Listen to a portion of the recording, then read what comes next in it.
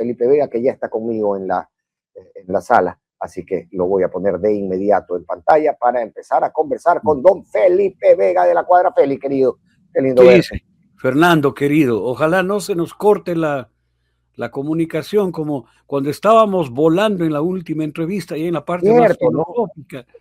¿No? Se nos fue el internet, hermano. Pero bueno, y yo me la estaba pasando genial, además, ¿no? Realmente es súper frustrante porque uno va en jet, ¿no? Y de repente claro, se pega una parada de aquellas. ¿Cómo está, Fe? ¿Cómo está? Bien, bien. Regresando con la tarea desde Manta, contento de haber participado de una convención pese a toda el pataleo del presidente y sus súbditos, ¿no? Que no pudieron detener esta cosa apoteósica, gigantesca de la presencia de las bases de la Revolución Ciudadana en Manta, ¿no? Yo creo que estábamos en total unas 10.000 personas, digo 6.000 dentro del Coliseo Lorgio Benavides, porque el Coliseo tiene capacidad para 4.000 personas en las graderías y 2.000 en la cancha, es decir, 6.000, y unos 4.000 o más afuera, que no pudieron entrar, ¿no? Entonces, una presencia espontánea, potente, poderosa, de la militancia de la Revolución Ciudadana, que le hace temblar al que sabemos, ¿no? ¿Qué pasó? ¿Qué pasó el día viernes? ¿Cómo se vivió el viernes desde la interna, ¿no? Con la resolución de la muy diligente intendenta de policía de Manabí y el riesgo de que no se dé la convención mientras la gente ya venía viajando. Claro. Mira, estábamos preparados para muchos escenarios. Habían varias alternativas de desarrollo de los acontecimientos, ¿no? Lo que sí, no se iba a detener la convención, no iba a dejar de ser la convención por la amenaza de un intendente. O sea, perdóname, yo me acuerdo del juego de niños que decíamos, el burro del intendente carga leña y no lo siente, que era un juego infantil que había, ¿no? Entonces, no va a amedrentar a la fuerza política más grande y más organizada del Ecuador, ¿no? La amenaza de un intendente. ¿Qué habían planificado? Es decir, si se paralizaba el permiso, ¿qué iban a hacer? Es que lo primero que se hizo es poner un amparo constitucional, pues, que funcionó inmediatamente, porque además imagínate lo grave que hubiera sido que repriman a 10.000 personas. O sea, ¿cómo lo iban a hacer? ¿Cómo iban a impedir que nos reunamos y tomemos las decisiones que tomamos? O sea, no había forma de detenernos, ¿no? Creo que el juez actuó con mucha sensatez y devolvió por la ruta de lo jurídico a lo que debe suceder, porque es un derecho constitucional que está consagrado en el Código Orgánico de la Democracia, o sea, además de la Constitución. No puede el autoritarismo de un heredero caprichoso detener ese tipo de cosas. No puede, pero sí puede. Es decir, ahí está la gran pregunta, ¿no? Porque tenemos 2 años preguntándonos esto. ¿Cómo puede? Bueno, pudiendo, porque no tiene contrapesos, porque no tiene barreras, porque las traspasa y las transgrede todas, y parece ser además una política mundial. Ya vemos a su aliado, a su supuesto aliado Donald Trump, teniendo esto también como propuesta política. Yo quiero y lo voy a hacer porque puedo, sin tener ninguna otra consideración ni miramiento. ¿Cómo puede la Revolución Ciudadana hoy, con esta recomposición, empezar a funcionar como una real línea de contención de estos ímpetus, en muchas ocasiones transgresores de la propia ley? Bueno, pongamos las cosas en su sitio, querido Fernando. Cree que puede, pero no puede. Le pasa a su jefe mayor, al orangután naranja, ¿no? Que cree que puede invadir a su antojo Irán, pero no puede. Él cree que puede. pero no puede. Creyó en su momento, en su gobierno anterior, que podía amedrentar a Corea del Norte y tuvo que ir a abrazarle a Kim Jong-un y darle un besito y decir, no me dispares las armas nucleares, ¿no es cierto? Y parece que ya no está en su registro ningún Claro, ya no tipo está en su de registro. ofensa a Corea del Norte. Entonces, su acólito, el chimpancé que tenemos acá, para mantener el parangón de King Kong naranja ahí, ¿no? Entonces, él cree que puede y realmente no puede, Fernando, no puede. No puede, la realidad le rebasa. Él cree que podía imponer al pueblo ecuatoriano 4 preguntas y que la gente iba a votar y decir sí, con su chequera. Dijo, esto quiero, entonces, ¿no? Y el pueblo le dijo no. Ok, pero también podemos decir, él cree que podía pasar una ley tal y luego se la baja a la Corte Constitucional, pero en el camino se redujo 90 millones de deuda. Entonces, al final, para su propósito, pudo. Es el aprovechamiento del parásito, ¿no es cierto? Que parasita un organismo, mata al organismo, pero se alimenta unos días, ¿no? Es esto lo que sucede. Yo no le doy condición política a estos pataleos y a estos caprichos de suspender sus eternas vacaciones para venir a estar 2 días y tratar de impedir otra vez la realización de la convención, porque esta es la tercera. La primera pidió que cambien la fecha de la consulta popular al día 16 de noviembre, ¿no es cierto? La segunda, cuando iba a ser el día 11 de enero, puso un feriado de por medio. Y la tercera movió a una intendenta o subintendenta o lo que sea, ¿no? Para tratar de impedir la realización de la convención. Y creo que ha habido una cuarta acción un poco más inteligente, Fernando. Okay. Que es lo que sucedió en Guayaquil el día lunes. Una convención, aparentemente una convención, convocada por la prefecta del Guayas, que reunió a 10,000 campesinos del Guayas. ¿Sabes que averigüé sobre eso y me dicen que estaba planificado hace meses? Que es más bien el movimiento de la fecha de la Convención de Revolución Ciudadana lo que termina por coincidir con este evento que ya estaba convocado hace algún rato. Yo, digamos, me dediqué a hacer un par de llamadas y a tratar de confirmar los motivos de esta concentración de agricultores. Concentración, ¿no? Claro. De la prefecta. Sí, pero entiendo, o al menos lo que me pudieron decir desde allá es que ya estaba establecida la fecha con anterioridad. Sí, pero tú sabes que en política no se come cuento, es decir, los actos son los que determinan los efectos políticos, ¿no? Y si luego de una convención muy grande de la Revolución Ciudadana, una persona que es disidente del movimiento, que salió del movimiento, hace una reunión grande de 10,000 personas en un estadio, ¿no? Es un mensaje político. Es un mensaje político que dice, ve, yo también puedo. Yo también puedo. Pero el problema es que no fue una convención convocada por el movimiento político, que no sabemos cuál es, ya en esta lógica de los misterios, ¿no? ¿Quiénes están o no sé, ya es sorpresa? Como decía más o menos el presidente Noboa frente a las reformas. Voten por mí, que luego les digo. Claro, luego les digo, o sea, voten y ya les contaré. Entonces, es convocada por otra cosa, con otro objetivo, es para poner en socializar el censo agropecuario en la provincia del Guayas, cuáles serían las líneas de apoyo a los agricultores. No es un evento político neto como fue la Convención de la Revolución Ciudadana, ¿no?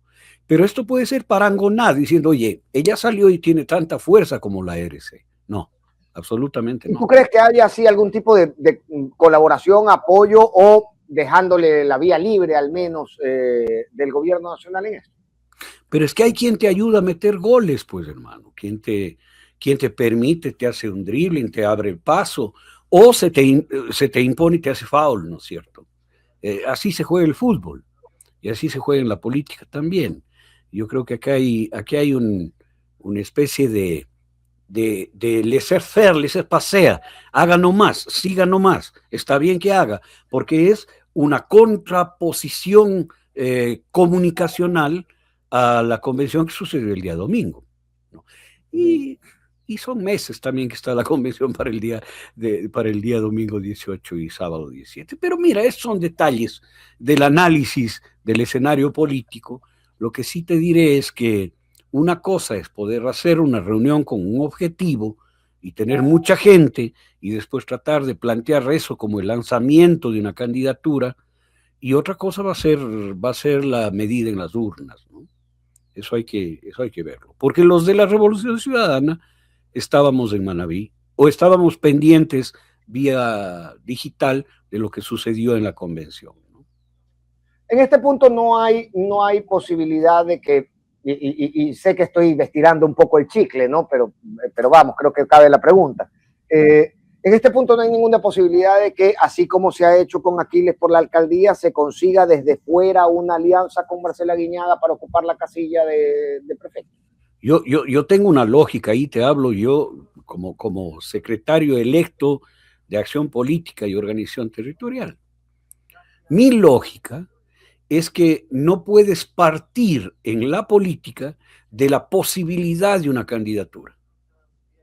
Es al revés, tienes que arribar a las candidaturas, luego de una serie de dinámicas internas. Aquí hay que poner la carreta detrás de los bueyes, no delante de los bueyes. Las candidaturas tienen que ser construidas en el seno del movimiento con plena mirada sobre la sociedad, porque la sociedad es la que vota, ¿no es cierto? Pero tienen que ser construidas desde el movimiento, sea en alianzas políticas como las que mantiene con Reto, que hay que fortalecerla, que hay que empujarla con fuerza, ¿no? Pero sin perder de vista, mi querido Fernando, que el gran potencial electoral es de la Revolución Ciudadana. No estoy diciendo que es nuestra propiedad, no. Está vinculada emocionalmente, políticamente, en las expectativas, en el sistema de expectativas, con el movimiento de la Revolución Ciudadana y con Rafael Correa. Esta es una realidad innegable. Y por lo tanto hay que tenerla presente, porque si en la política no tenemos claras estas cosas, no vamos a hacer otro derrote, no vamos a escoger otro derrotero que el del fracaso. No partir de candidaturas porque es un camino falible, no, va a tener fallas. Ok, pero también pensar en las candidaturas sobre el final tiene fallas, es decir, ahí tenemos a Sergio Peña, ahí tenemos a Yajairo Resta, parece que sobre el final terminan ingresando personajes que al final no representan lo que el movimiento quiere representar, y esto molesta también a buena parte de la militancia. No, lo que pasa, a ver, esta es una construcción dinámica. No es que no pensamos en candidaturas hasta el último momento y ahí echamos mano a quien pase por el frente. ¿Quiere ser candidato? No, así no es. Tampoco. Eso es extremar los puntos, ¿no? Esta es una dinámica que tiene que ser absolutamente maleable de acuerdo a cómo vaya avanzando la realidad. Piensas en lo uno y piensas en lo otro, pero centrarte, partir como a priori de una candidatura establecida no es lo más adecuado, mucho más si es una candidatura que tiene una discrepancia básica con el movimiento. ¿No te parece? O sea, hay candidaturas que son incuestionables, por supuesto que sí, ¿no? Si Rafael Correa estaría aquí, el candidato sería él. Y punto. La candidatura de alcaldes y prefectos en funciones de la Revolución Ciudadana, que todavía sean parte del movimiento, dejando fuera, por supuesto, a Marcela Guiñaga, o incluso me parece a Leonardo Orlando, que ya no puede reelegirse, y más bien ha marcado una cierta distancia. Y a Paola Pavón, que tampoco... Y a Paola, que no puede reelegirse, pero no ha marcado distancia, digamos, con el movimiento. Son candidaturas ineludibles. La de Pavel, por ejemplo, en Quito, la de Jota, por ejemplo, en Azuay. En mi criterio, no. En mi criterio. Estoy hablando como yo, no estoy hablando como dirección nacional, y eso quiero ponerlo muy, muy claramente, ¿no? En mi criterio, no. Porque habría que dilucidar de verdad, hasta dónde tienen el voto y la adscripción de las bases del movimiento. Así a nuestro común y querido amigo Jacobo le moleste la idea de hablar de las bases, ¿no? y del poder popular. pero para mí es ineludible hablar de aquello, porque son las que determinarán si es que tienen el apoyo necesario para ser reelegidos y si van a tener los votos suficientes para ser reelegidos. Porque hay, oye, no quiero personalizar, pero hay ciertas rupturas entre las bases del movimiento y algunas administraciones que llegaron y dieron la espalda a la gente del movimiento. No me refiero a ninguno en especial, pero... Sí, pero no, yo lo sé. Claro. Pero también esto, y sabes tú, Felipe, cómo pienso yo, esto creo que se puede encontrar canales internos para una deliberación y el día de mañana, pues bueno, viene y gana la candidatura y luego gana la alcaldía un candidato o un personaje de determinada corriente que tiene aparte de las bases o que no representa parte de las bases o que no es cercano a parte de las bases. Bueno, si las bases tienen los canales necesarios a la interna del movimiento, pueden agenciarse en la siguiente elección una voz que de alguna manera contraste con esta otra, ¿no? Que existan distintas vertientes en el movimiento, que el diálogo político se vaya alimentando a través de ellas. ¿Cómo está eso en Revolución Ciudadana? Al final hay una candidatura de lista única, al final claro. Siento que esto que es, desde mi punto de vista, una deuda de la propia organización política, los canales de diálogo y de disenso político terminan por neutralizarse en el momento en que desde las cabezas se dicen, ok, vamos tú, vamos, candidatura de consenso.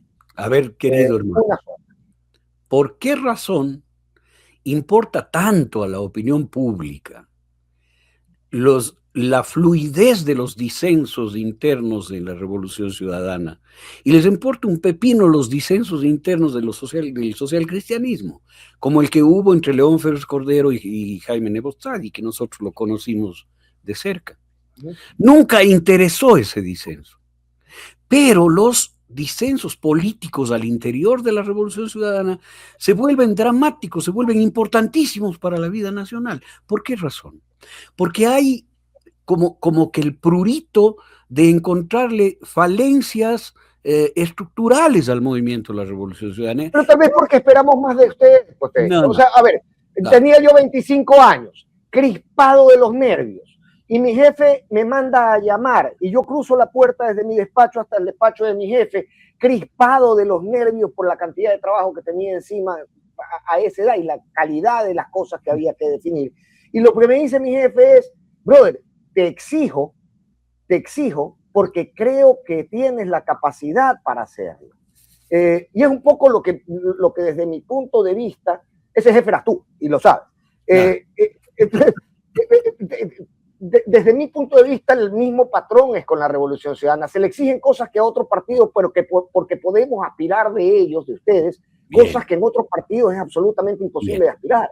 Correcto, yo entiendo esa aproximación aspiracional hacia la Revolución Ciudadana, pero es una aproximación de alguna manera idealista que le prohíbe, le rodea de santidad. Debemos estar rodeados de santidad, en un halo de santidad, para que pueda ser el parangón de lo que yo deseo para la política en el Ecuador.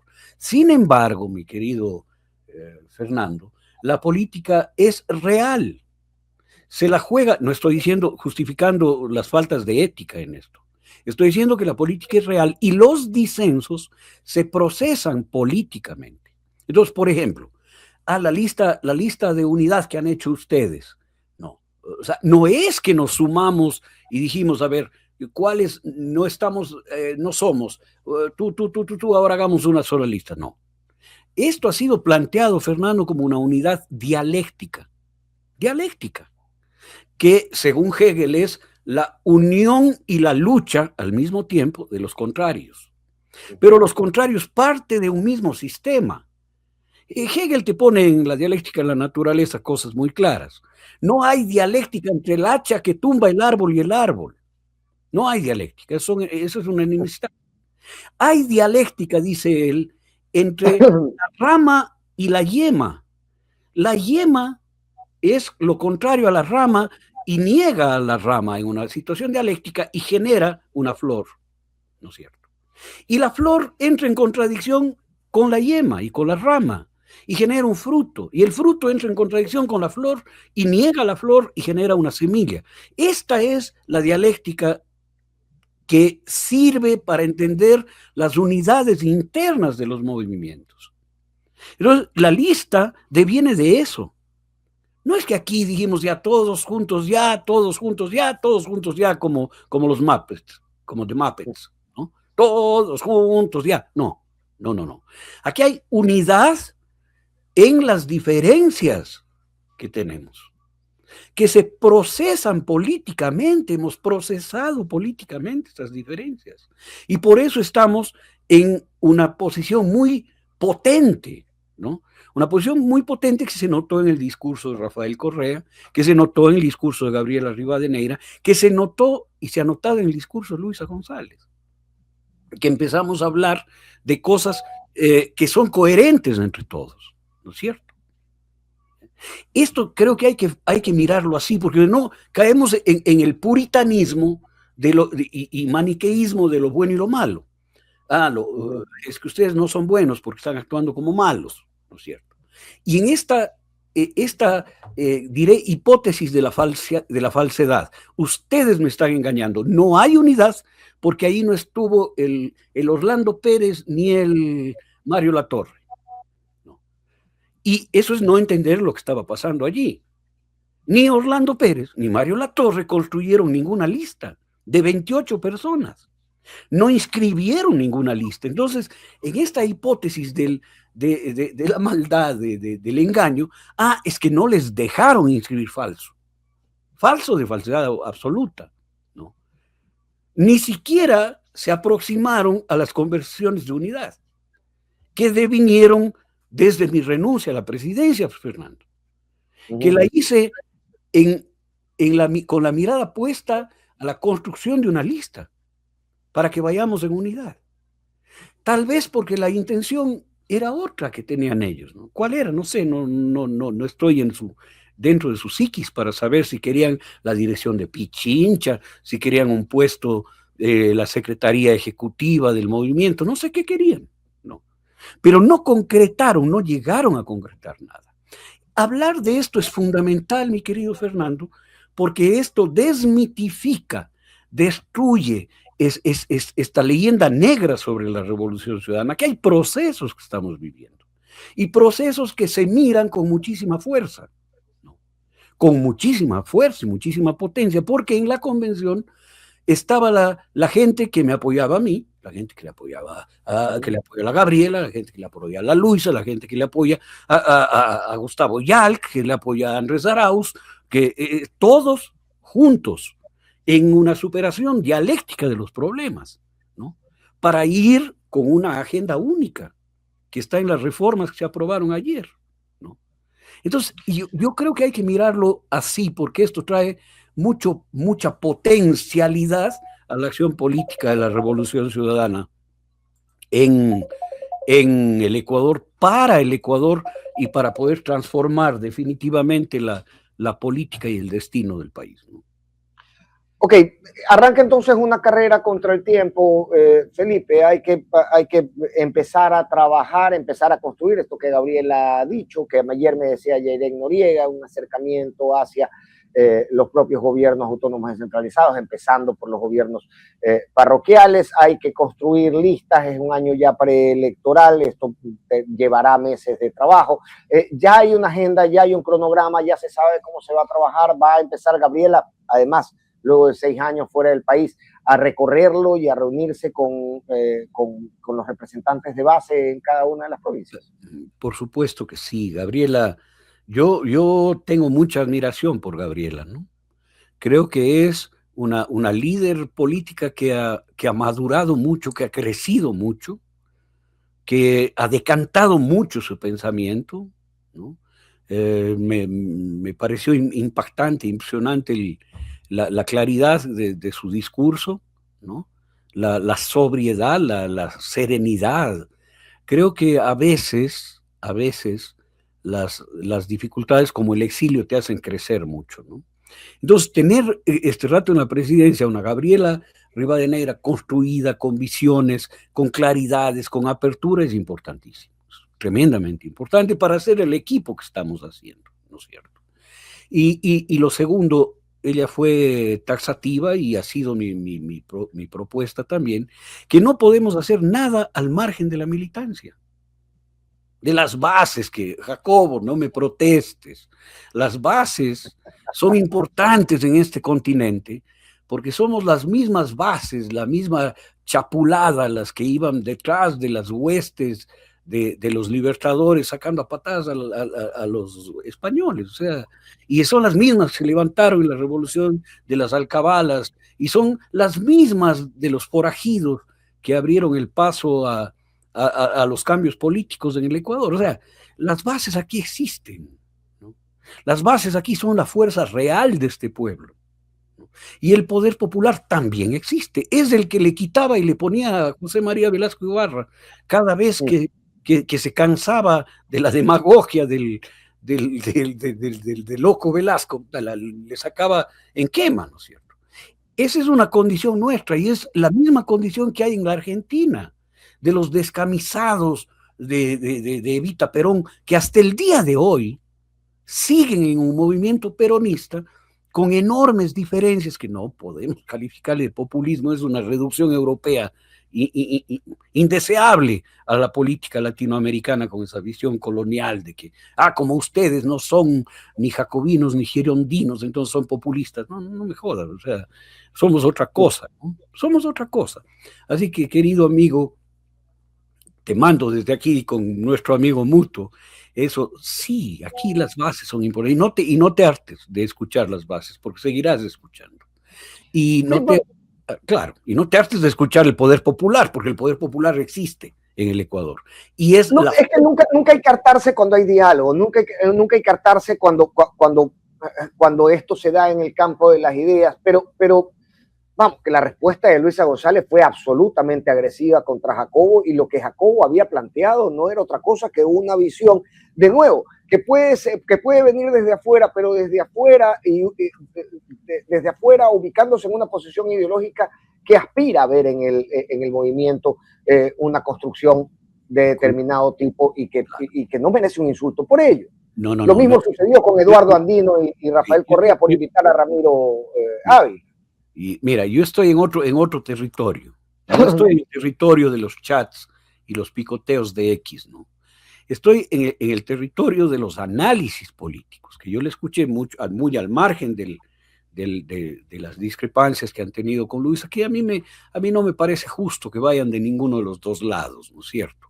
Ni con la insinuación que hace al lugar al lugar de origen de Luisa, ni la respuesta. No estoy de acuerdo con ninguna de las dos posiciones, ¿no? Y esto lo digo sin ningún empacho. Pero yo sí tengo que analizar los análisis, pues. Y Jacobo hace un análisis en donde dice estar harto de las bases y del poder popular, que no ve. O sea, mire, hermano, el gran problema, y yo lo viví en España, del movimiento del 15M, fue que terminaron en lo peor de la izquierda woke, ¿no? En lo peor, en negando el poder popular, negando la vigencia a las masas y alineándose en las luchas sectoriales de que si debemos decir nosotros o nosotros, ¿no? O nosotras, ¿ya? En eso no vamos a caer. Ese es un horizonte europeo, hermano. De una clase media europea que busca eso como razón de ser y como resolución de todos los conflictos. Nosotros tenemos otros conflictos, otras resoluciones y otros procesos políticos. Entonces, este es una contraposición afectuosa al Jacobo, sí, desde el análisis, no desde los picoteos, hermano. Eso no entra en mi vida. Ahora, marcabas estas posiciones, ¿no? Que decías son muy europeas, nosotros somos algo distinto. Se estaba dando una horita antes de que iniciemos este espacio, se estaba dando una intervención además que dejó absolutamente evidenciadas las inmensas distancias, las inmensas diferencias en el nivel que tenía Daniel Noboa con sus compañeros de foro, pero se hablaba de Latinoamérica y se hablaba de las de las formas de recuperar económicamente a Latinoamérica y de volver a creer en Latinoamérica y en Sudamérica. Daniel Noboa, por supuesto, su registro de discurso es tan corto que terminó diciendo que la Revolución Ciudadana recibió apoyos y aportes de Nicolás Maduro. Pero el asunto es, estamos en un momento cuando tenemos este tipo de personajes como Noboa, como Milei, como Kast, operando en la política regional. Estamos en un momento para construir identidad regional. A mí me resulta muy difícil, tanto en lo institucional, en una suerte de unión de naciones como se proponía en UNASUR y al final lo llevaron al fracaso, o también desde la propia identidad, desde la propia construcción de una idea de nosotros mismos que ha sido escrachada, que ha sido menospreciada y que ha sido reducida a conceptos como el que me acabas de mencionar, ¿no? Allá, esos populistas de izquierda latinoamericanos. ¿Cómo confrontamos eso construyendo identidad en momentos tan difíciles como estos y con liderazgos tan serviles a los poderes mundiales como los que tenemos? Mira, la idea de soberanía, de territorio de paz, de patria grande, de integración latinoamericana, latinoamericana no, nosotros no somos latinos, eso es el Lazio, la región romana, nosotros tal vez seamos iberoamericanos, ya si quieres alguna definición sí. de gentil de origen, ya, digamos que somos iberoamericanos. La integración iberoamericana y caribeña no puede ser, ni devenirá de procesos de derecha, que son anti-integradores, están en contra de la integración, están en contra de la soberanía, son entreguistas a las potencias hegemónicas. Entonces, solamente desde procesos progresistas de izquierda pueden devenir uniones como el ALBA, como el ALBA-TCP, Tratado de Comercio de los Pueblos, la UNASUR o la Unión de Naciones Latinoamericanas y Caribeñas, la CELAC, que son construcciones de los gobiernos, digamos, del ámbito progresista que existían en ese momento en Latinoamérica y el Caribe. Este momento, hacer una unión con Kast, la única opción de la Alianza del Pacífico era hacer una alianza para la intervención norteamericana en los países de la cuenca pacífica contra China, no tenía otro objetivo que aquel. Entonces, hablar de integración de soberanía ahora es imposible, a no ser que entremos en procesos que recuperen aquello como un horizonte político. Pero hay como establecer, digamos, a ver, al final la política es cíclica, es pendular, ¿no? Hoy estará un gobierno de izquierda en varios de los países, mañana habrá esta restauración conservadora que la llamaba Rafael Correa en países como Ecuador, como Chile o como Argentina. Ya pasó Bolsonaro por Brasil, sin mencionar además los atracos del poder en Bolivia y en Perú. Y el asunto es, no parece que estuviéramos en este momento en la posibilidad de establecer ni siquiera parámetros mínimos, ¿no? Tan mínimos como defendernos si nos invade y nos bombardea la capital otra potencia extranjera. Y desde ese punto de vista, lo que parece estar condenado a suceder es lo mismo, cuando pendularmente el progresismo vuelva a ensayar algo como UNASUR, luego, cuando el péndulo cambie de lugar, pues lo que va a venir es la restauración a barrerse del panorama este esfuerzo por la unidad regional. ¿Cómo conseguir romper este juego, esta dinámica? Ese análisis, que no es solo tuyo, sino es un análisis global que se hace y en muchos foros internacionales se plantea esta pendularidad del poder, ¿no? No contempla un elemento fundamental, que es el monstruo que gobierna geopolíticamente el mundo. Eso, para mi modo de ver, no es la pendularidad o la pendulación libre de la democracia que una gente va por un lado y después va por el otro y va haciendo ensayos de gobierno, sino es la respiración del monstruo. Es la respiración del monstruo. Cuando el monstruo respira fuerte, se derechizan los gobiernos, por cualquier vía, sea el golpe militar, sea el offer, sea las acciones agenciosas, la invasión, cualquiera de los métodos que utiliza el imperio. La respiración del monstruo hace que vayamos hacia la derecha, hacia la ultraderecha, y cuando el monstruo libera un poco a nuestros países, podemos volver a nuestro cauce natural, ¿no? Yo creo que eso funciona así. Así de claro. Hay un elemento que tiene que estar presente, que yo le llamo la respiración del monstruo, pero es la acción intencionada de los Estados Unidos en países que somos parte de su patio trasero, donde el presidente de los Estados Unidos puede firmarse como presidente de los Estados Unidos de América y de Venezuela. Luego de haber hecho una acción con marines norteamericanos, con el Delta Force, y decir que fue una maravilla, y después empiezan a aparecer los muertos que han tenido, ¿no? Pero el problema es que no pasa nada, el problema es que puede, volviendo al poder, digamos. El problema es que lo hace y se envalentona y luego va por Groenlandia y luego... pero volvemos a la hipótesis de nuestra conversación inicial, que es que cree poder. Y no puede. Si pudiera, ¿crees que no hubiera asentado a Corina Machado en el gobierno de Venezuela? Pero dímelo tú, no lo hace, porque sabe también, porque no es ningún soquete, ¿no? O sea, administra bien su facha de fanfarrón, pero en el fondo sabe hasta dónde avanza. Eso lo dijo él después en las primeras declaraciones. Digo, yo soy el mejor negociador que existe en el mundo. O sea, el hombre sabe sus límites. Claro, hace grandes fanfarronadas. El que lleva la peor parte, y vale la oportunidad para hablar de esto, es Marco Rubio, ¿no? Porque Marco Rubio, leía un artículo de algún analista, entiendo que cubano, ¿no? En el cual dice que Marco Rubio no lleva, no es que odia al régimen cubano o a la izquierda, no, se odia a sí mismo. No sé si leíste eso, es maravilloso el análisis que puso, ¿no?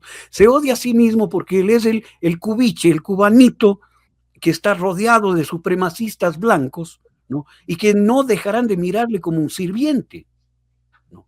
Él no es J.D. Vance, no, como para llevar igualdad con el presidente de los Estados Unidos en ese círculo de supremacismo y machismo, sino es el negrito cholito sirviente, ¿no? Y nunca dejará de ser aquello, así esté vestido de lujo, ¿no?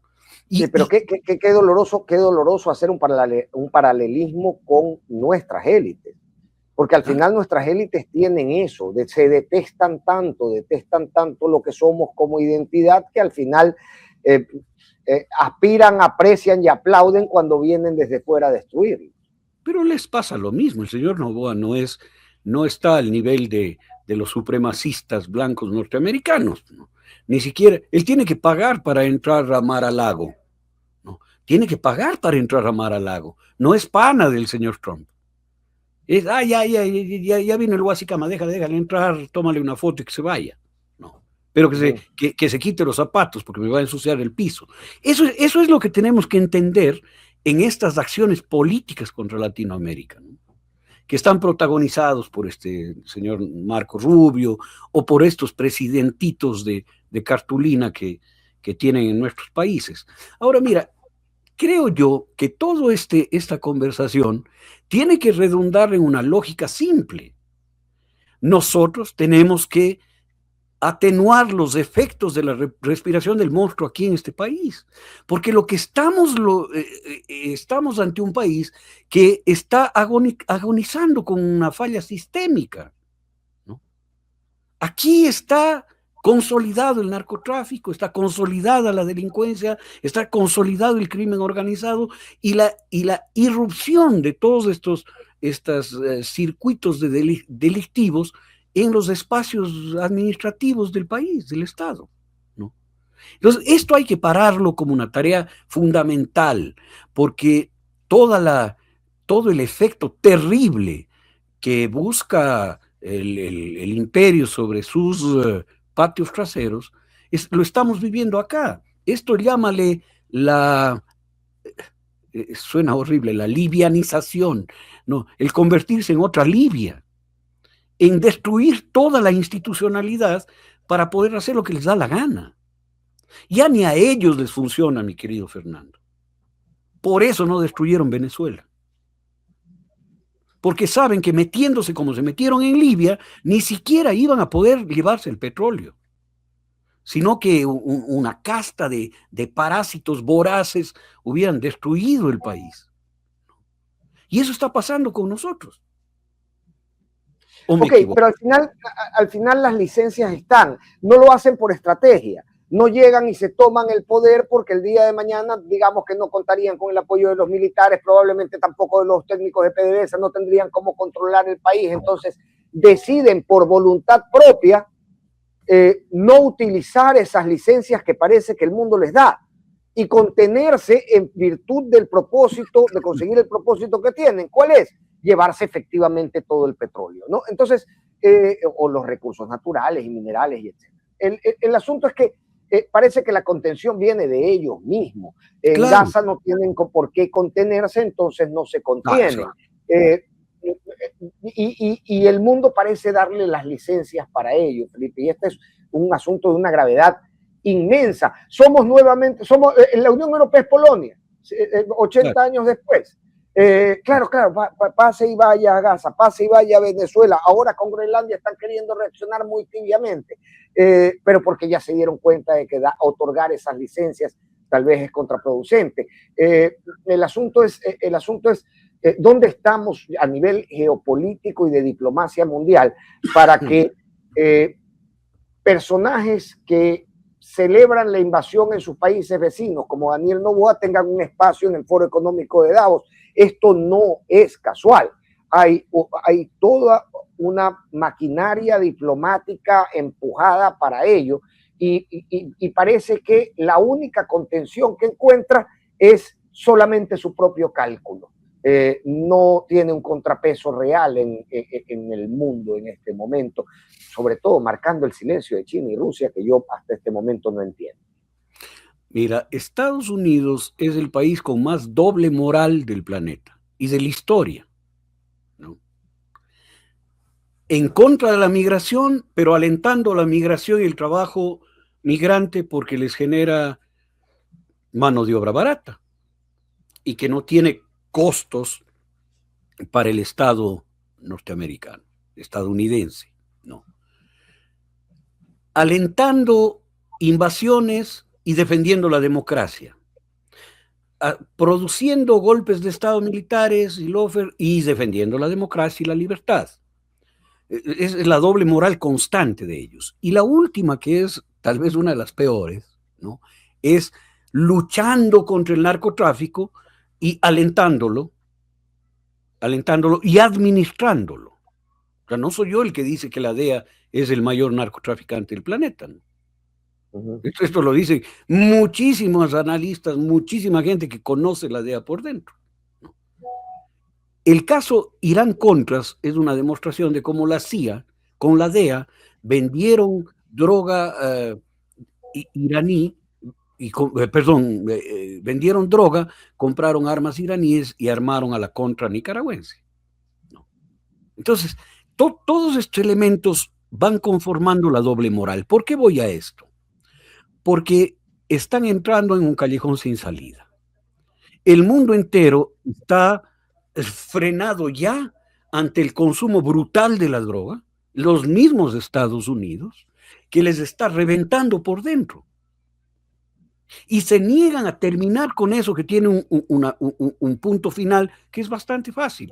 Lo que hicieron con la prohibición del alcohol, legalizarlo, ¿no? Y se acabaron las bandas de Chicago y tal, ¿no? Ellos tienen que legalizar el consumo de estupefacientes y se acaba todo el problema, pero no quieren acabarlo. Eso les lleva a una ambigüedad ante el planeta, que necesitan sostenerla contra viento y marea. Entonces, el gobierno más acusado de narcotráfico en el planeta, que es el del señor Noboa, ¿no? Que está demostrado que el 70% del clorhidrato de cocaína que sale al mundo sale desde los puertos ecuatorianos, y Gustavo Petro ayer hacía una demostración en una entrevista con mapa, y decía, esto es lo que pasaba, y me consta que el viceministro de Defensa en los gabinetes binacionales hablábamos justamente de cómo ellos bloquearon el puerto de Buenaventura, y sabíamos que iba a venir todo ese flujo para acá, y después en el gobierno de Moreno, de Lazo y de Noboa no hicieron nada. ¿No es cierto? El tema es hasta dónde van a poder mantener esta doble imagen de llevarle al gobierno acusado de narcotráfico en Europa que hable de economía en el foro de Davos. No. ¿Tú crees que eso en los círculos diplomáticos globales no se valora? Claro que se valora y claro que se analiza, pero se frenan porque saben que está respirando el monstruo, porque saben que el monstruo tiene un ascendente en Europa y que les tiene una espada de Damocles terrible, que es la guerra de Ucrania-Rusia, ¿no? Y los conflictos en Medio Oriente que afectan directamente a la Unión Europea, y ahora el tema de Groenlandia.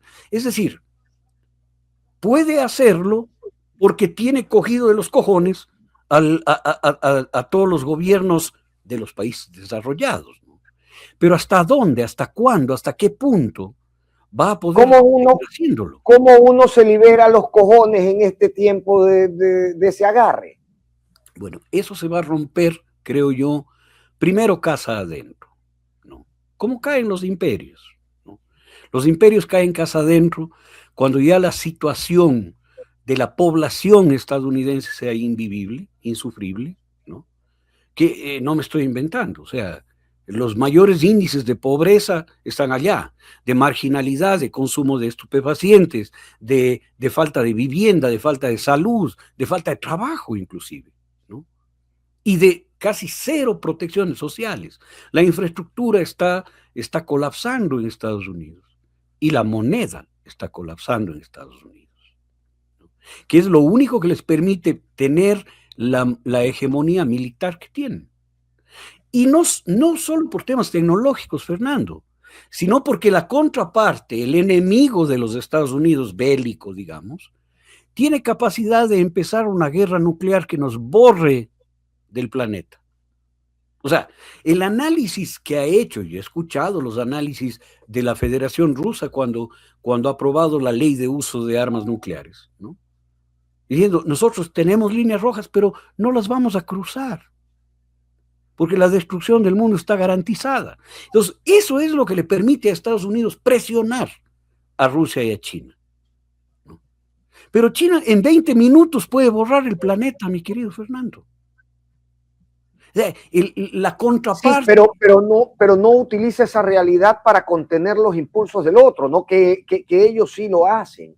Pero es que, a ver, esto es como un clinch de box, en donde tú estás yo me acuerdo el box de Charles Chaplin con ese gigantón, ¿no? Que de un solo golpe le podía virar, pero Charles Chaplin se acercaba, se alejaba, se acercaba, se alejaba. Esto hace los Estados Unidos.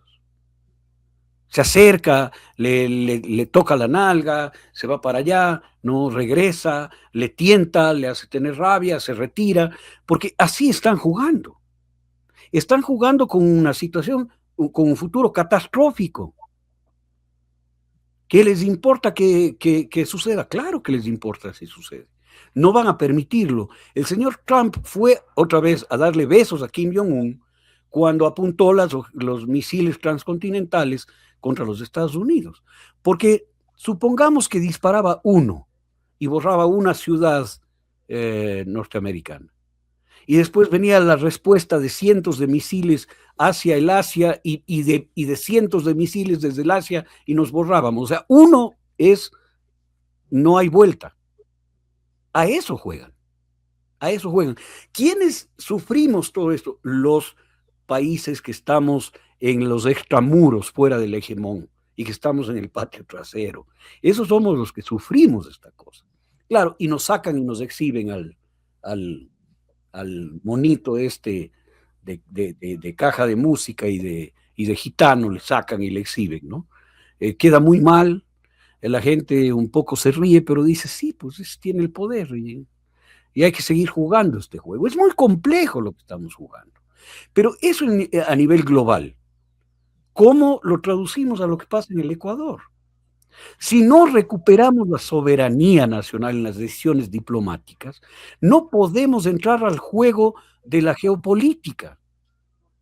Si es que no tenemos la recuperación del espacio progresista, socialista en Latinoamérica y el Caribe, no podemos hacer procesos de integración que nos pongan en la discusión. Nosotros necesitamos reforzar los BRICS, necesitamos reforzar la unidad comercial latinoamericana y caribeña.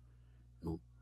Pero ¿cómo lo vamos a hacer? Con la señora Sommerfeld. O sea, perdóname, Fernando, ¿qué visión tiene aparte de que su papá es representante de los exportadores de armas de Israel? ¿Qué otra visión tiene? Ninguna. Está a lo que le ordenen desde los Estados Unidos, ¿no? Y nuestra diplomacia está a ese vaivén. Necesitamos recuperar la soberanía diplomática del Ecuador. ¿Quién lo va a hacer eso? Nosotros, la revolución. Alguna vez Rafael Correa, ante un evento, no me equivoco, fue el 11S, consiguió que 9 presidentes de la región abandonen su agenda para concentrarse a hablar de un problema interno del Ecuador. Imagínate. Y lo que se hubiera esperado es que al menos Petro, Sheinbaum y Lula, el mismo día del bombardeo a Venezuela, hubieran hecho lo propio. ¿Por qué hoy no pasa? Porque no hay mecanismos de integración latinoamericana y caribeña, o iberoamericana y caribeña. No hay mecanismos.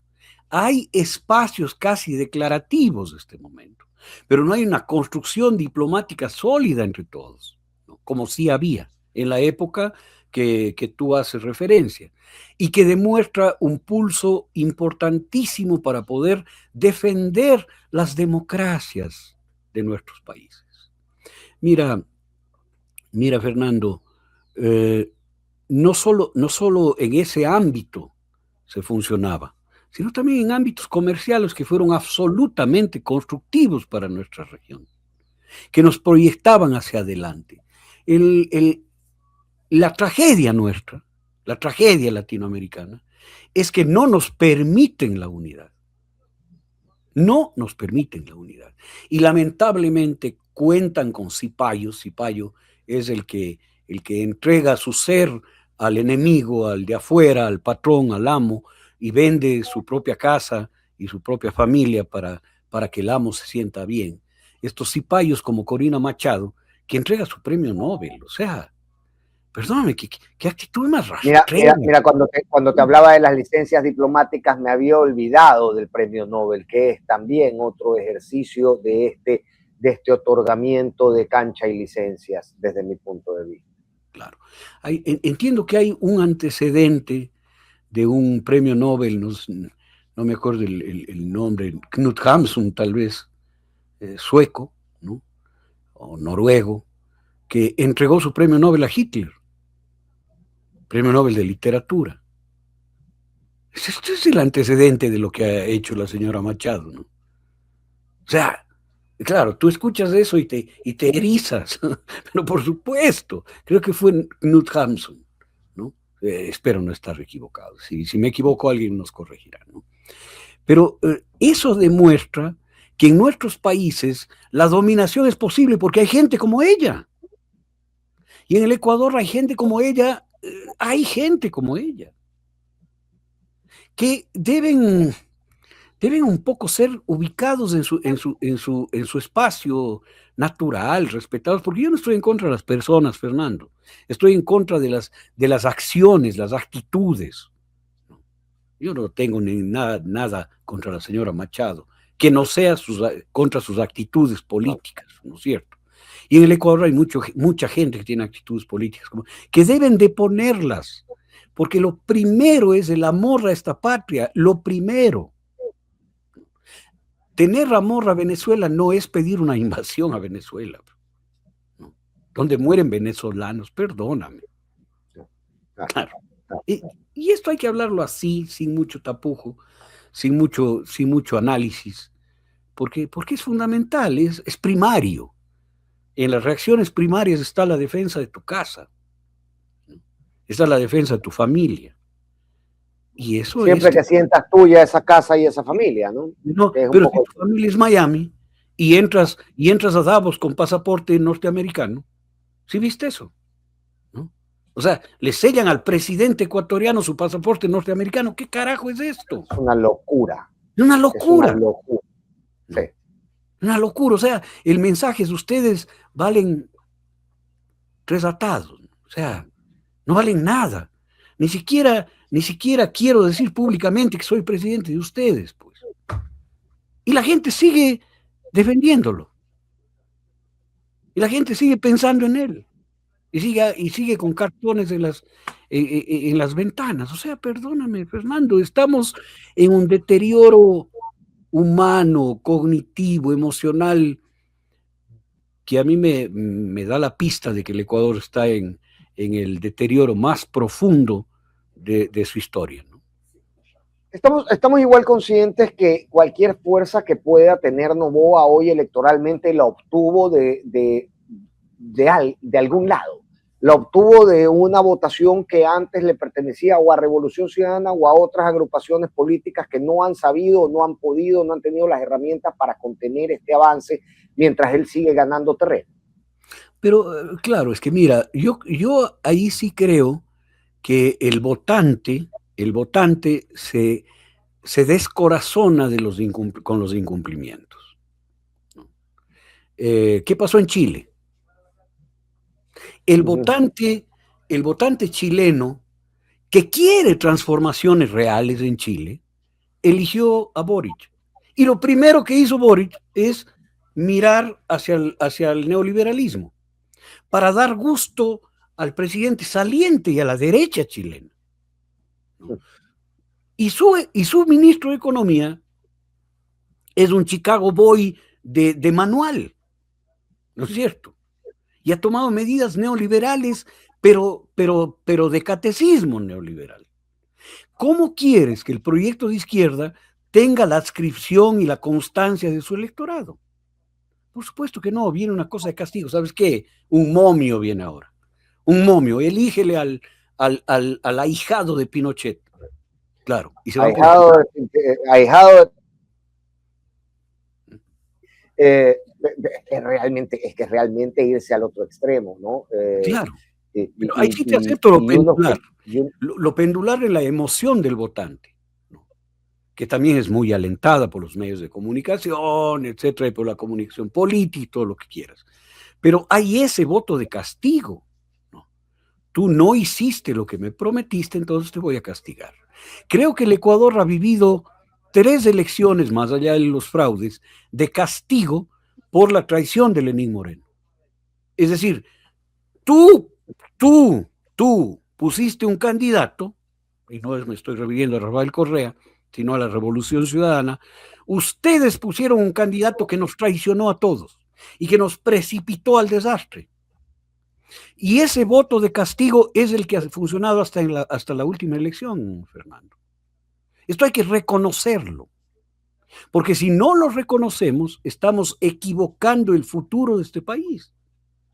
Hay que reconocerlo y hay que incorporarlo en la identidad y en el discurso para sostener esos apoyos, y no se ha hecho del todo eficientemente. Tanto es así que en las siguientes elecciones ha continuado teniendo un efecto.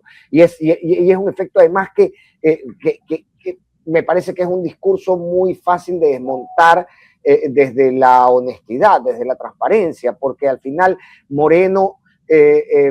cuando no gusta, entonces era correísta, pero cuando gusta nos salvó del correísmo. Claro.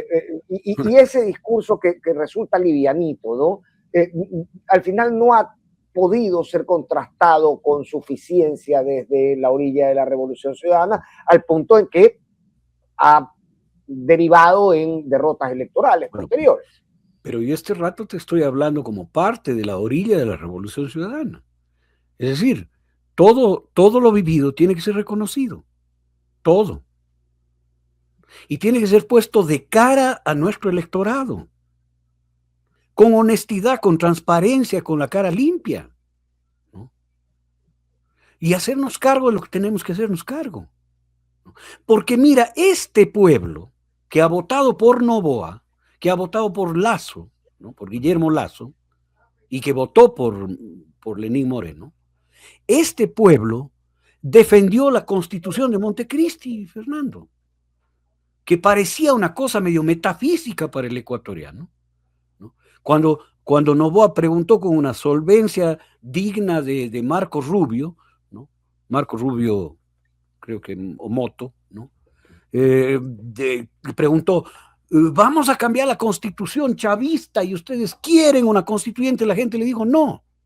Ratificó otra vez con la mayor votación de todas. De las 4 preguntas, la que más votación obtuvo de no es la defensa de la constitución, que fue un producto de la gente durante el gobierno de la Revolución Ciudadana, ¿no? Y la acción de la Revolución Ciudadana. Es decir, la gente quiere volver a un gobierno de la Revolución Ciudadana, pero quiere volver con la seguridad y la certeza de que no va a haber lo que este error en la conducción que tuvo el chileno Boric, ¿no?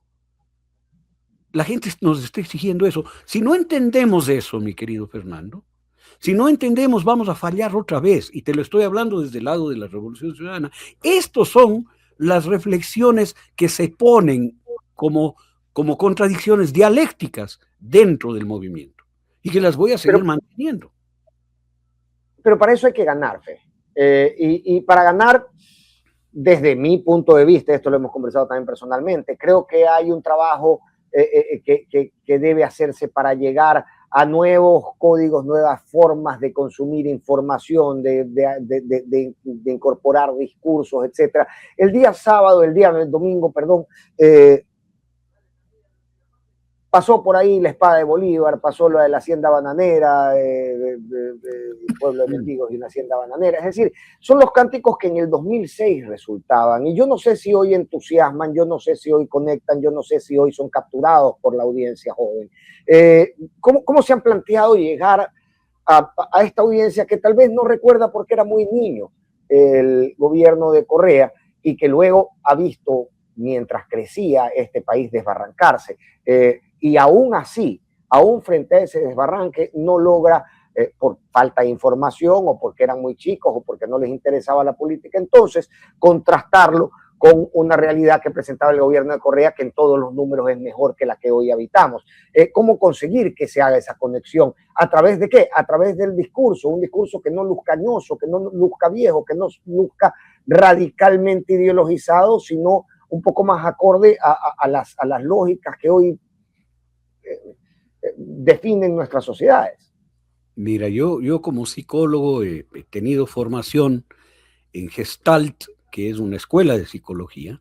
La Sol ha tenido muchísima formación en la escuela de Gestalt integrativa como psicoterapeuta.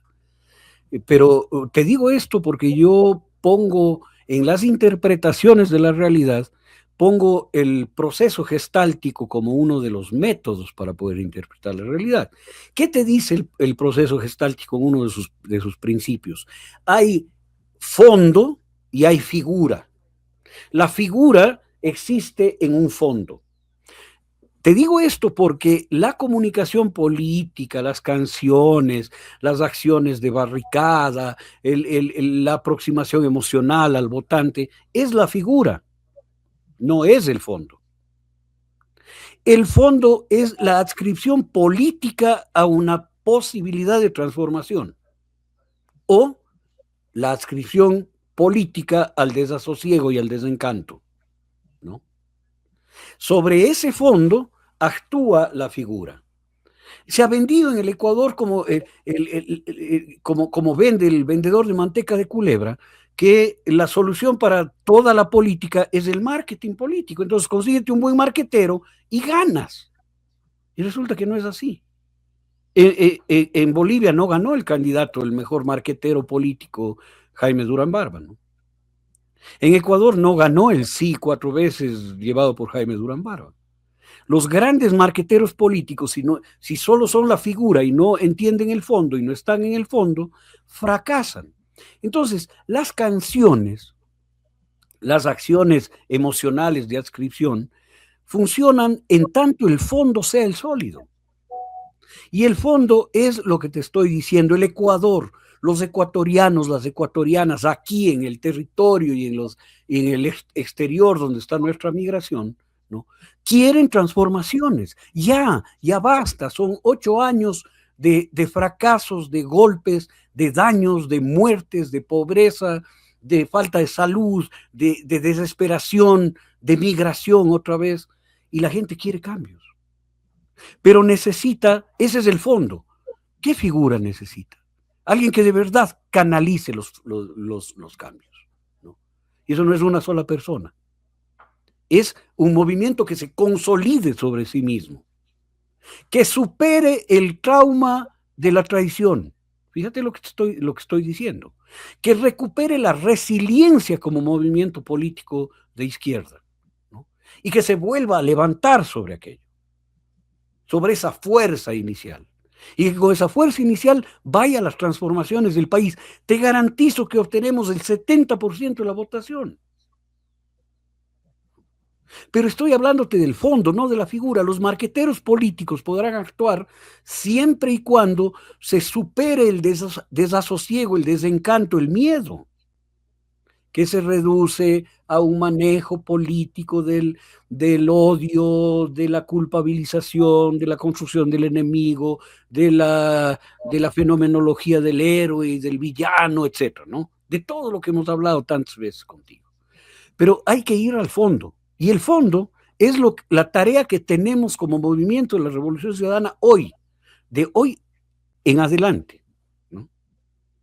Recuperar la fuerza, la tenacidad del Ecuador para superar de una vez por toda esta situación que es insostenible. Es insostenible. Y aquí, mira, ya empiezan a salir ciertas voces, ¿no? Que ya sale el superhéroe, el señor Topic, ¿no? Que eso iba a preguntarte, sí, porque, a ver, el reclamo de una tercera vía es porque existe un segmento de la población electoral que no está satisfecho con lo que tiene en la vitrina. Si no, no pide otro elemento, si no, no está aspirando que le pongan algo más en la vitrina, ¿me explico? Entonces, ahí hay un desafío también. Claro, a ver, la tercera vía electoral trata de rasguñar la votación desajustada, desconsolada, golpeada, traumatizada de la Revolución Ciudadana. Esa es la tercera vía. Quiere rasguñar esa votación que fue con Noboa, que fue con Lazo, ¿no? Ahora quiere una tercera vía captar esa votación. Pero aquí hay una cosa que tiene que estar claro, hay un correísmo duro del 35%, hay una derecha dura del 15%, con lo cual estamos hablando del 50% de la votación. Y hay un 50% que quiere ser rasguñado por la tercera vía. Pero la tercera vía no es tal. Es la misma vía del señor Noboa. Quieren sustituirlo. Y sustituirlo con un personaje parecido. Mira, tenemos al principito del grupo Noboa, al heredero del grupo Noboa, al frente del gobierno desastroso en el que estamos. Al heredero del grupo Lama, manejando la salud hasta hace poco, en el desastre en el que estamos. Al heredero del grupo Olsen, en la Asamblea Nacional, ¿no? A la heredera del grupo Pinto de vicepresidenta. Y ahora nos sacan al heredero del grupo Topic.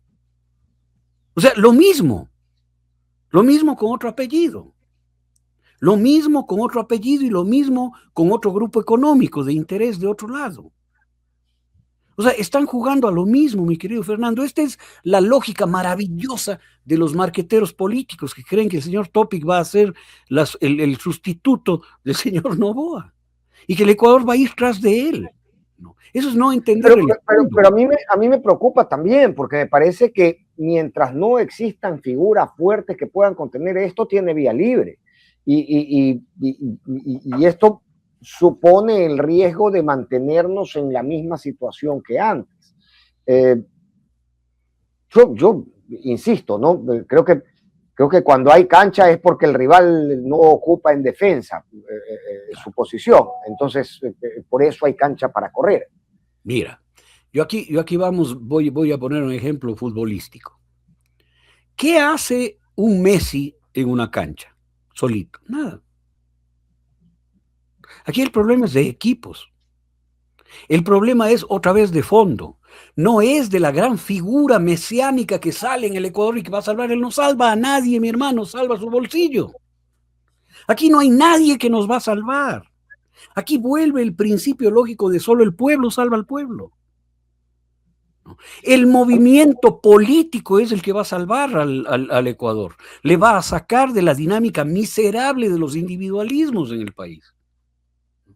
Del individualismo que solo busca su bolsillo, que la Lavinia tenga tierras, que la tía tenga empresas, que la familia tenga plata, que el señor tenga más plata que su abuelo. No. O sea, esto solo puede ser confrontado no por otro heredero de otro grupo económico, joven heredero de apellido lleno de empresas, ¿no? Sino tiene que ser confrontado por el poder popular, por la gente. Y aquí mi querido, otra vez a mi querido Ecuañol, ¿no? Otra vez, el poder popular cobra sentido en esto, ¿no? Porque es romper la dinámica del acceso al poder. Y esto lo va a romper la Revolución Ciudadana, Fernando. O sea, no estoy hablando de un hipotético absurdo, no. La gente en todo lado está dispuesta a acabar con esto, ya lo hizo en la consulta popular, sin que haya una estructura central que diga vamos a todos a votar por el no, y aquí está el equipo de comunicación política. No. La gente con su teléfono, hermano, todo el mundo, pobre, rico, hombre, mujer, niño, joven, viejo, manejamos nuestros teléfonos y nuestras redes y le dimos 4-0, hermano. Sí, ahora, cuando se habla de la recuperación de las bases o desde las bases, se habla de militantes activos, se habla de adherentes permanentes, se habla de gente que está dispuesta a trabajar por el partido, pero con ellos solamente no se gana una elección. Uno puede fortalecer su unión con las bases, la participación de las bases a la interna, pero al final tiene que salir al mercado de lo político a buscar los votos que se te fueron, a buscar los votos de los indecisos, a buscar los votos de los que no simpatizan contigo, pero no encuentran otra opción. Por eso me gustaba trabajar contigo, porque siempre has sido perceptivo y agudo y has usado la navaja de Occam para cortar el platonismo. Mira, tienes toda la razón. Todo lo que yo estoy hablando, estuve hablando para la militancia del movimiento, ¿no? La construcción de la militancia, la organización de las bases, el virar la pirámide, todo esto es para el movimiento casa adentro. Pero luego viene la acción política de esos, yo creo que somos más de 100,000, ¿no? Registrados somos 60 o 70,000. Pero yo creo que activistas reales somos 100,000. Esos 100,000 empoderados, con ideología clara, con líneas claras, con la recuperación del poder popular, van a trabajar con la gente. Ya no con el afiliado, con el simpatizante, sino con el votante, con la persona común y corriente que sale con su botella de cola a vender el vaso a 10 centavos. O sea, con él va a trabajar. Y va a irse generando esta red de poder popular en donde hagas muchas acciones de organización, de formación, de acción política, ¿no? Para que llegues a un momento electoral en donde casi no sea necesaria una campaña. Porque en las campañas electorales lo que haces es subsanar todo lo que no has hecho durante 4 años, ¿no? Todo lo que no has hecho durante 4 años porque no has podido llegar a la gente. Entonces llegas vía bombardeo de medios de comunicación, redes sociales, imágenes, discursos, debates, etcétera, etcétera, y le coges en curva al votante y dice, ya, por este vamos, ¿no? En cambio, si tú has construido esto otro, estás hablando de un proceso diferente, porque el Ecuador merece un proceso diferente. Es un desafío gigantesco, Felipe, porque, a ver, quienes habitamos las ciudades, como tú o como yo, nos damos cuenta de que las personas que están en esta orilla que me mencionas, ¿no? De trabajar por una idea, trabajar por un movimiento, requieren de proponer, y la mayor parte del tiempo en los últimos años pasamos defendiéndonos de ataques en cargamontón. Entonces, llega a la tienda, y esto además de lo que produce el país en la gente, ¿no? Esto de que un día estás bien, al día siguiente solo piensas en irte a jugar pelota Mocolí a ver si sucede algo. El asunto es que todo esto, y en este marco, y con las cargas que llevamos como ecuatorianos, exige que estas personas salgan de la lógica de defensa. Usualmente cuando uno se sienta a una mesa tiene muchas personas que atacan a aquel que defiende la gestión del gobierno de Rafael Correa, para pasar a proponer y a proponer ante oídos que por 10 años se están negando a escuchar. Es un desafío gigantesco. Claro, es un desafío gigantesco, pero creo que puedes minimizar la inversión en esfuerzo, si es que entiendes la lógica. ¿Cuál es la lógica? El miedo te pone a la defensiva. Somos un país que tiene miedo. Oye, 10,000 asesinatos. 10,000 asesinatos en un año. ¿A quién no le va a dar miedo? Perdóname. Somos un país con miedo, y el miedo te restringe el pensamiento racional y te restringe la posibilidad de hacer propuestas de futuro. El miedo te inmediatiza, ¿no es cierto? Por lo tanto, es necesario empezar a superar el miedo. Y te voy a decir una frase que me acabo de tomar del asambleísta alterno de Guayas por el Cantón Durán, que dijo, y es extraordinario lo que dijo Jorge, mi abrazo para ti. Él dijo, asambleísta alterno por la Revolución Ciudadana, dijo, Durán no es una ciudad violenta. Y le dijeron, pero ¿cómo? Mayor, es de la más violenta, una de las más violentas del mundo. Y dijo, no, es una ciudad violentada. Violentada. Y yo me tomo eso para el Ecuador. El Ecuador no es el tercer país más violento del mundo. Es un país violentado con una brutalidad inconcebible, que hay que ponerle alto. Entonces tú vas a pasar del miedo a la acción, porque te están violentando, no es que eres violento. O sea, cuando dice, somos el tercer país más violento del mundo, todos nos acoquinamos, hermano. Sí, debo ser, ¿no? No. Somos el país, uno de los países más violentados en el mundo. Por lo tanto, tenemos que ponernos de pie frente a ello. No significa que vamos a enfrentarnos a la delincuencia, eso no es así. Eso tienen que hacer las instituciones del Estado, ¿no es cierto? Me refiero a la policía, Fuerzas Armadas, al sistema judicial, a los sistemas de protección social, a los sistemas de rehabilitación y todo lo demás, ¿no? Que es una acción conjunta y de muchos lados. No es un machito armado que sale a decir aquí les acabo en Durán a los delincuentes. Están locos, están perdidos con eso. Entonces, pasar del miedo al valor, decir, oye, me están violentando. Yo no lo voy a permitir más. Eso nos reduce, mi querido Fernando, el esfuerzo que tienes que hacer para convencer a las personas. Porque una persona en miedo no se va a abrir a ninguna posición. Una persona en defensa de su integridad y la de su familia se va a abrir a la posibilidad de transformar las cosas y de detener la violencia, ¿no? Creo que, fíjate, son cosas bastante, suenan sencillas, pero es una cuestión de recuperar esta condición básica del ecuatoriano, que somos resilientes, trabajadores, progresistas, queremos cambios, queremos vivir mejor, nos vamos a países lejanos y florecemos, ¿no? ¿Por qué no hacerlo acá? ¿Por qué no aquí? Este es el horizonte político que debemos tener, no otro, pues, ¿no? Lo demás, hermano, es una bobería. Hay que sacarlo del panorama, pues. Que yo voy a hacer, que ni sé qué, el plan. No, aquí vamos a recuperarnos como país primero, como personas primero, ¿no? Vamos a reconciliarnos como país. Eso, eso.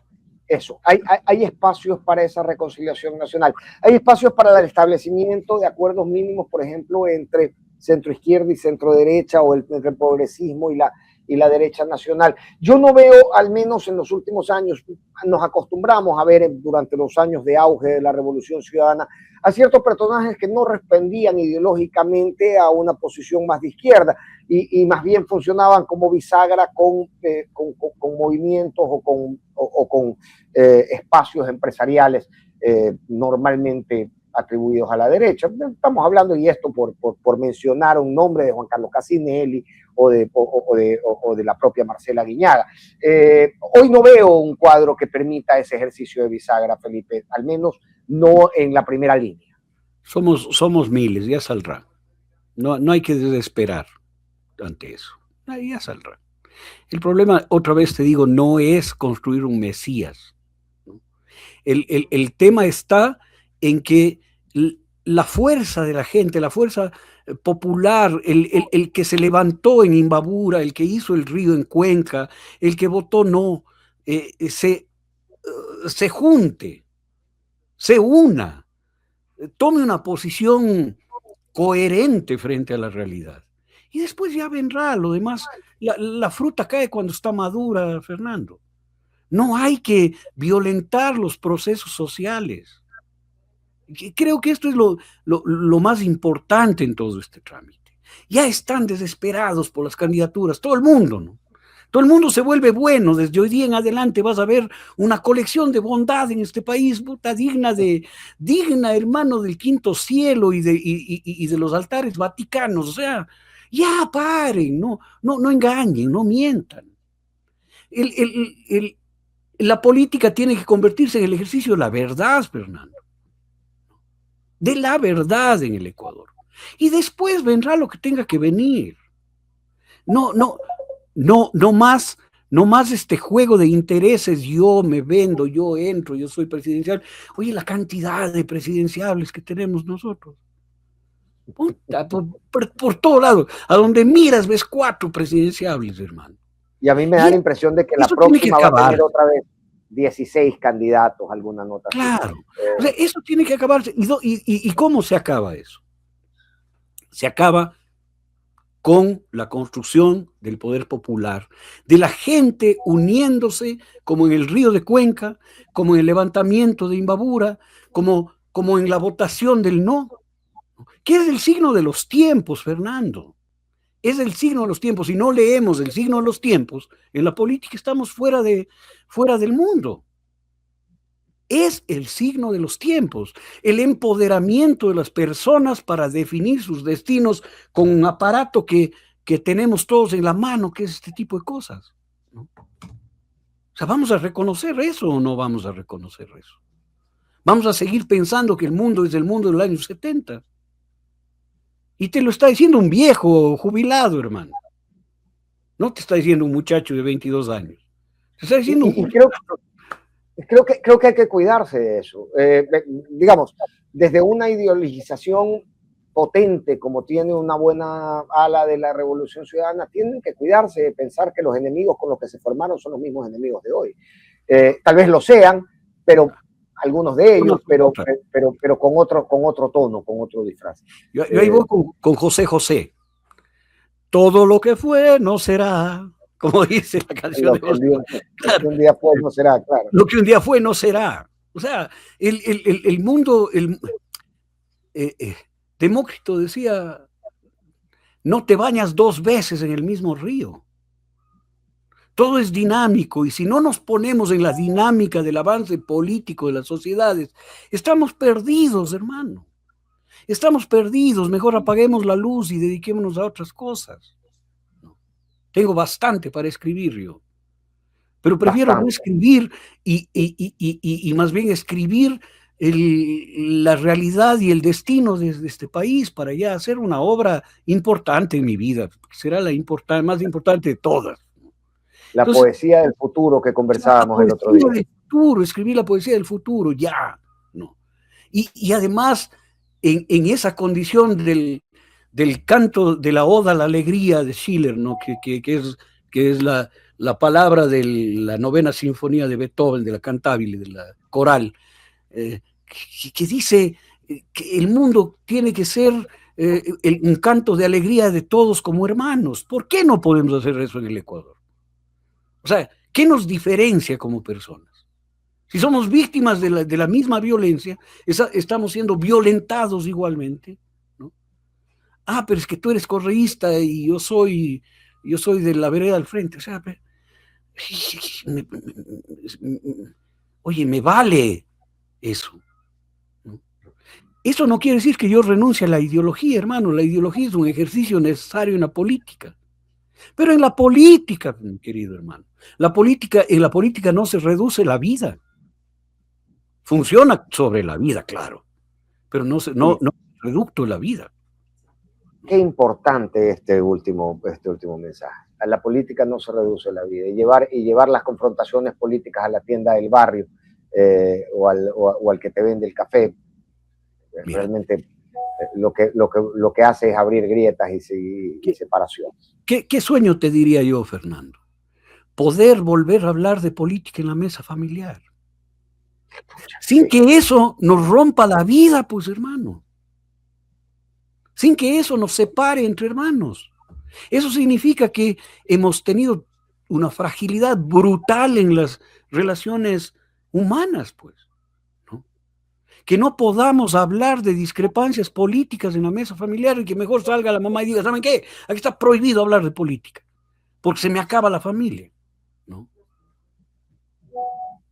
O sea, vamos a poner la sopa en el plato de sopa, como me dice siempre la Sol, el seco en el plato del seco y el jugo en el vaso de jugo, ¿no es cierto? Tenemos posiciones políticas, tenemos y defendemos nuestras posiciones políticas, ¿no? Pero lo que no podemos hacer es atacarnos como si fuera... El enemigo no somos nosotros. El enemigo es otro. Es el que mientras nosotros peleamos en la mesa familiar, se lleve el santo y la limosna, pues, hermano. Esto hay que mirarlo con claridad. O sea, yo tengo un enemigo en el Ecuador, que es la oligarquía.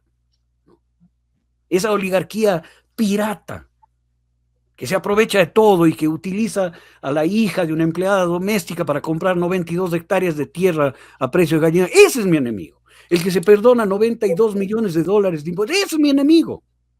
No mi hermana, pues. ¿No es cierto? Claro. Es que esto hay que volver, el Ecuador tiene que volver a eso, Fernando. Y la política tiene que permitirlo.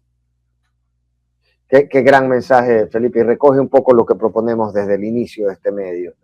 Gracias. Te he robado hora y media de tu tiempo, pero yo siempre de nuestro tiempo, porque al final creo que la mitad de las noticias que tenía planeadas.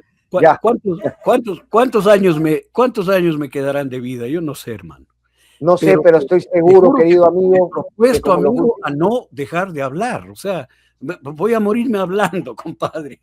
Y yo me he propuesto que como los últimos 20 voy a exprimir cada segundo de estas conversaciones, Felipe, porque realmente a mí me nutren y las agradezco muchísimo, siempre.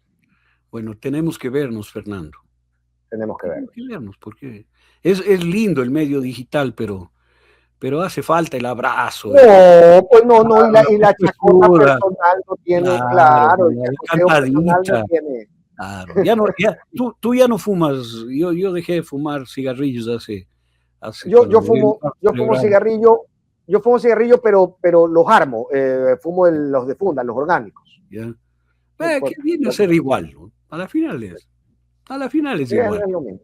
Porque era muy, muy, Pero me muy, toma más trabajo, ¿no? Entonces fumo menos por ese ejercicio. pero era muy chévere fumar. Recuérdate que en esa reunión que tuvimos con Febres Cordero nos dedicamos a fumar los tres ahí.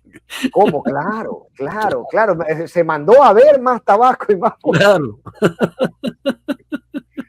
¿Qué? Que hay una frase que no la puedo decir yo aquí en público, pero hay una frase que nos soltó ese día el ingeniero Febres Cordero, que te la voy a mandar a ver si tú la recuerdas, porque sacó unos cigarrillos largos, como esos cigarrillos franceses, sí, finitos, largos, y dijo una frase que a mí se me ha quedado grabada para el resto de, me la pasas, porque sí, sí, sí. Como fueron varias horas de conversación, y que mis amigos de izquierda no se asusten, yo no era Febres Corderista, porque de todo me acusan a mí. Ya, sería, no, teníamos mucho respeto, ¿no? Respeto mutuo. Sí. Yo recuerdo eso, y Febres Cordero tenía esa capacidad, ¿no? Tenía una amistad muy entrañable con Fidel, por poner un ejemplo. Claro, ¿no? de la que nos habló mucho, ¿no? Nos contó mucho. Sí, habló mucho de Fidel. Bueno, conmigo no tenía amistad, la verdad, y fue una reunión política para sí, definir ciertas cosas, ¿no? Pero se sintió luego de terminados los temas medulares que habían convocado la reunión, se sintió tan en confianza y tan a sus anchas que nos cogió la noche. Sí. Y habíamos estado ahí desde la mañana en una conversación que para mí, a mis 25 años que tenía entonces, fue profundamente nutritiva y para tu gestión creo que también fue muy útil en ese momento. Fíjate que esto que estamos hablando, Fernando, me trae un reclamo a la clase política del Ecuador. Hablábamos contigo en algún momento que ya no hay mediadores políticos, ¿no? ¿Tá? O sea, la oligarquía dejó de tener mediadores políticos, desapareció al socialcristianismo, a la democracia popular, y de alguna manera el pueblo ecuatoriano estaba dejando de mirar a su mediador político, que es la Revolución Ciudadana, pero ahora creo que estamos volviendo a ponernos en la mirada del pueblo ecuatoriano, que eso es lo importante. Y yo sí reclamo en el ejercicio de la política la existencia de partidos de otras alas, porque ahí sí puedes hacer interlocución y lucha política. ¿Qué lucha política puedes dar con ADN? Nada, cero. Ahí está lo que se le pasa por los cojones al señor Noboa. No, claro. Que es claro que hay una distancia oceánica en conversar a nivel político con alguien de otra orilla del nivel de Luis Fernando Torres que del nivel de Sergio Peña. ¿no? Claro. Y a mí me apena ver a Luis Fernando Torres, que hubiera sido un referente de la política de la derecha, un interlocutor de la política de derecha, escondido detrás de una caterva de patanes. O sea, eso es terrible, Fernando. Yo reclamo, siendo de izquierda, siendo revolucionario y de pensamiento socialista, ¿no? Reclamo la existencia de partidos de centro y partidos de derecha que topen el abanico político de este pueblo ecuatoriano y que entren a la cancha de la discusión y el debate político, que es necesario, pues. ¿No? Y necesitamos identificar una realidad en este país, necesitamos extraer la realidad del discurso, ¿no? Luego cuando te dicen que este problema de seguridad es culpa de ese individuo y solo de ese individuo, resulta absolutamente ridículo, absolutamente increíble, y desde ahí no se pueden proponer soluciones. Entonces, este es también un desafío de la propia política. Fe, me quedo hablando contigo media hora más, un día más, si es que fuera posible, pero tenemos que despedirnos. Y yo siempre hemos abusado de tu audiencia, hermano. Bueno, un abrazo, Fernando, un abrazo a todos, a doña Produ, que siempre está al pie de todo esto, y también a tu audiencia, que es una audiencia de mucho nivel de calidad, y que le mando todo mi cariño. No, y ellos te lo devuelven con inmenso aprecio, querido Felipe. Y además que desde que hablamos del cigarrillo tenemos una lista de todos los males del cigarrillo en la caja de comentarios para aleccionarnos correctamente. Nos quieren cuidar en todo caso. Te mando un abrazo gigante. Abrazo. Chao, hermano.